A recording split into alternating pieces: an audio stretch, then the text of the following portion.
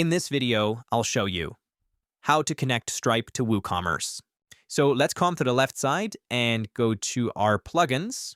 Then let's click on Add New and let's install Stripe first. So let's type in Stripe. And the one that we're going to use is this one here, Payment Plugins for Stripe WooCommerce by Payment Plugins. So let's click on Install Now and Activate. Let's go to WooCommerce and then click on Stripe by Payment Plugins. Here, click on Settings. And now to connect your Stripe account, you just want to click on this button right here, click to connect. Then here we need to enter the email of our Stripe account. Now, if you don't have a Stripe account yet, go ahead and create your Stripe account and then come back to this step.